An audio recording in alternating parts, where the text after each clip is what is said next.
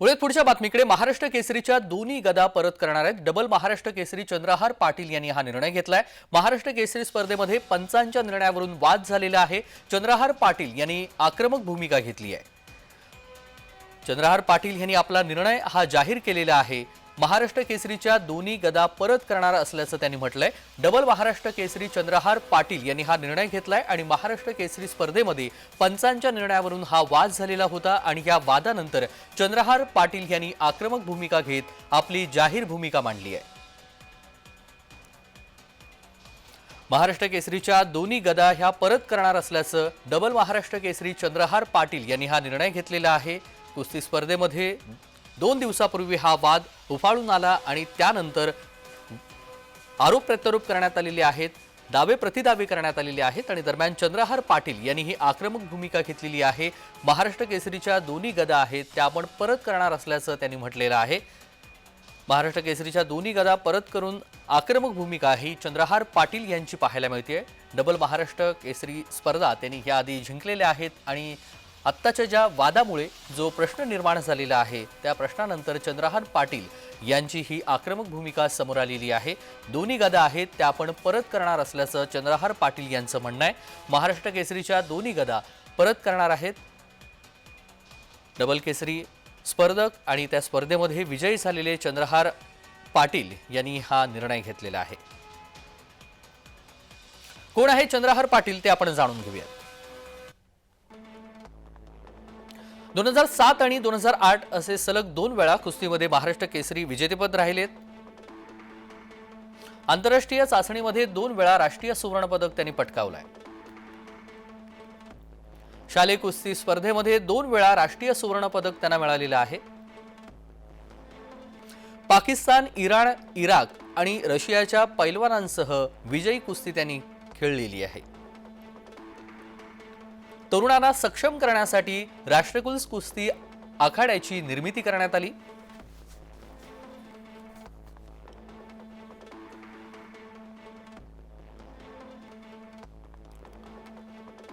चंद्रहार पाटील यांनी हा निर्णय घेतलेला आहे। महाराष्ट्र केसरीच्या दोन्ही गदा ते परत करणार आहेत। पंचांच्या निर्णयामुळे मध्यंतरी हा वाद उफाळून आलेला होता। 2 दिवसापूर्वी महाराष्ट्र केसरी स्पर्धेमध्ये पंचांच्या निर्णयामुळे दावे प्रतिदावे करण्यात आले, आरोप प्रत्यारोप करण्यात आले आणि त्यानंतर या स्पर्धकांनी पंचांना मारल्याची घटना घडली आणि यानंतर डबल महाराष्ट्र केसरी स्पर्धा जिंकलेले चंद्रहार पाटील यांनी हा निर्णय घेतलेला आहे। चंद्रहार पाटील यांनी याआधी 2007 आणि 2008 असे सलग 2 वेळा कुस्ती महाराष्ट्र केसरी जिंकलेली आहे।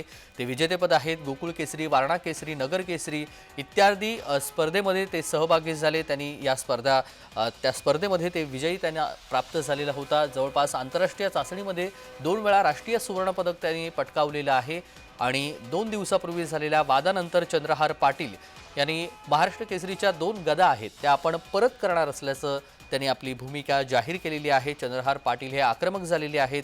इराण, इराक आणि रशियाच्या पैलवानांसह त्यांनी आंतरराष्ट्रीय स्पर्धेमध्ये सहभाग घेऊन त्यांनी कुस्ती खेळलेली आहे। त्यामध्ये देखील विजय प्राप्त केलेला आहे आणि सुवर्ण पदक देखील या कुस्तींमध्ये त्यांनी जिंकलेलं आहे आणि दरम्यान महाराष्ट्र केसरीच्या दोन्ही गदा ते परत करणार आहेत आणि याच भूमिकेनंतर आता अनेक प्रश्न निर्माण करण्यात आलेले आहेत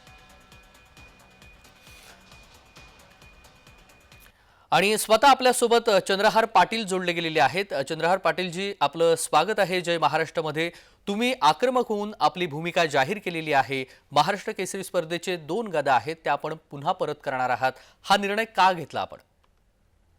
काल आपण एका टीव्ही चॅनलच्या लाईव्ह कार्यक्रमामध्ये मी स्वतः त्या कार्यक्रमामध्ये हजर होतो। अर्जुन पुरस्कार विजेते काका पवार होते, संदीप बाप्पा बोंडवे होते, स्वतः शिवराज राक्षे पण त्या कार्यक्रमामध्ये हजर होते लाईव्हच्या माध्यमातून। त्या लाईव्हच्या माध्यमातून त्यावेळेचे 2009 साली ज्यावेळी माझ्यावर अन्याय झाला 2009 साली, त्यावेळेचे कुस्तीगीर परिषदेचे उपाध्यक्ष असणारे काकासाहेब पवार यांनी स्वतः कबूल केलं की चंद्रहार पाटलावर 2009 साली अन्याय झालेला होता। कारण आज शिवराज राक्षे हा काका पवारांचा पट्टा आहे, त्यामुळे आज त्यांना त्याचं दुःख कळायला लागले। परवा जो शिवराजवर अन्याय झाला ते दुःख काका पवारांना आज कळायला लागले। गेल्या 15-16 वर्षापूर्वी माझ्यावर जो अन्याय त्या सर्वांनी केला, मी स्वतः काकांचं नाव घेणार नाही, पण ते सर्व पदाधिकारी होते, सर्व पंच होते, त्या सर्वांनी जो माझ्यावर अन्याय करून जो मला हरवलं गेलं त्यावेळी तिथं, तिसऱ्यांदा म्हणजे महाराष्ट्रात पहिल्यांदा टेबल महाराष्ट्र केसरी मी होणार होतो त्यावेळेस, त्यावेळी जो अन्याय केला तो सर्वांनी कबूल करावा, ज्या पद्धतीने काका पवारांनी कबूल केलेला आहे. काल संदीप बाप्पा बोंडवे यांनी सुद्धा कबूल केले की चंद्रहार पाटलावर 2009 साली अन्याय झालेला होता.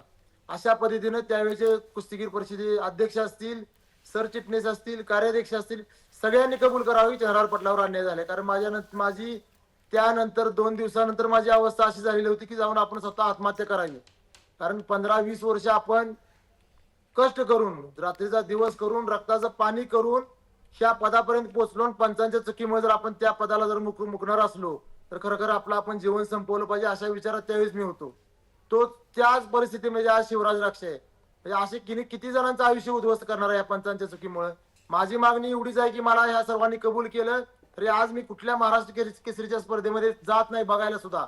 कारण त्यावेळी जो माझ्या मनावर जो घात झालेला आहे त्यातनं मी अजून 16 वर्ष झालं मी बाहेर पडलेलो नाही. कमीत कमी यांनी मान्य करावं की माझ्यावर जो अन्याय केला हे सर्वांनी मिळून माझ्यावर अन्याय केला आणि मला तिसऱ्यांदा महाराज केसरी होऊन दिलं नाही. जर अशा पद्धतीने 2 दिवसात जर सर्वांनी कबुली दिली नाही, जशी संदीप बाप्पांनी दिली, काकासाहेब पवारांनी दिली, तर मी या माझ्या 2 गदींची मला गरज नाही. दोन्ही गदा मी कुस्तीगीर परिषदेला माघारी करणार. पण जोपर्यंत जिवंत आहे तोपर्यंत कुस्तीची मनापासून जीवापासून सेवा करत राहणार. अगदी. पण चंद्रहारजी, आपण परवाच्या स्पर्धेबद्दल थोडं बोलूया आणि त्यानंतर सविस्तर चर्चा करूया. शिवराज सोबत ज्या पद्धतीनं त्या ठिकाणी झालं स्पर्धेमध्ये, ती स्पर्धा तुम्ही देखील पाहिलेली आहे. पण अशा पद्धतीनं अन्याय का होणं, अशा पद्धतीने निर्णय का घेतले जात आहेत? याआधी पण असे निर्णय घेतले जात होते की अलीकडेच असे निर्णय घेतले जातात असं तुम्हाला वाटतंय? असं म्हणू शकत नाही. 16 वर्षापूर्वीची माझी घटना सांगतोय मी. ज्या पद्धतीने शिवराज 3 वेळा महाराष्ट्र केसरी होणार होता त्याच पद्धतीने मी पण तिसऱ्यांदा महाराष्ट्र केसरीला उतरलेलो होतो.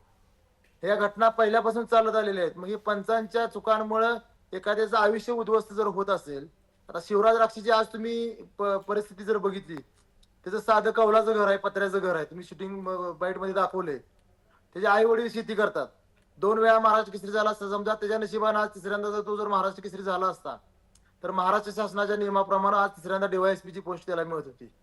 पंचाच्या एका माकडाच्या चुकीमुळे, 5 सेकंदाच्या चुकीमुळे त्याच्या 20 वर्षाच्या कष्टावर पाणी फिरलं गेलं. त्या 5 सेकंदाच्या चुकीमुळे त्याचं आयुष्य उद्ध्वस्त झालं. मग ह्याला जबाबदार कोण? का मी जशी 16 वर्ष आज मी त्या आघातामध्ये काढतोय तशी शिवराज राक्षेने काढली पाहिजेत? पण त्याचं भविष्याचं काय शिवराज राक्षे? का त्याला सोडून द्यायचं वाऱ्यावर? ह्याचा विचार कोण करणार आहे की नाही? अगदी. फक्त 5 सेकंदाच्या चुकीमुळे जर आयुष्य 20-20 वर्षाचे जर कष्ट पणाला लागत असलं तर ह्या पंचांना गोळ्या घालून ठार करणं हा एकमेव पर्याय मी काल सांगितलेला आहे सर्वांना. अगदी. तुम्ही ही आक्रमक भूमिका मांडलेली आहे. तुम्ही देखील तुमचा निर्णय घेतलाय, 2 गदा तुम्ही परत करणार आहात. मात्र महाराष्ट्रातले असे कुस्तीवीर आहेत जे तुमच्या मोहिमेला आता पाठिंबा देणार आहेत. त्यांचं काही तुमच्या भूमिकेनंतर तुमच्याजवळ काही संपर्क कोणाचा झालाय का महाराष्ट्रातल्या कुस्तीवीरांचं? महाराष्ट्र केसरी आज बर ठीक आहे, ते महाराष्ट्र केसरी होत असताना त्यांच्यावर अन्याय झाला नाही. त्यांनी महाराष्ट्र केसरी ते स्वतः झाले, विजयी झाले. पण जी आज परिस्थिती चालू आहे महाराष्ट्र, एखाद्या खेळाडूवर जो अन्याय होतोय त्या अन्यायाच्या विरुद्ध ते स्वतः सगळे मैदानात उतरण्यासाठी तयार आहेत. आज 10-15 महाराष्ट्र केसरी, 20 महाराष्ट्र केसरी आज गदा माघारी द्यायच्या तयारी आहेत. मी जर सांगितलं तर सगळेजण गदा माघारी द्यायची तयारी आहे त्यांची. भले त्यांच्यावर अन्याय झालेला नाही, पण शिवराज सारखा असेल, माझ्यासारखा पैलवान असेल, अशा पैलवानावर भविष्यात अन्याय झाला नाही पाहिजे. कारण आयुष्य उद्ध्वस्त पणाला लागतंय. 20-20 वर्ष आई वडील. अगदी. चंद्रहारजी, आपली भूमिका आणि आपण घेतलेला निर्णय या सगळ्या संदर्भात आपण सविस्तर प्रतिक्रिया दिली त्याबद्दल धन्यवाद.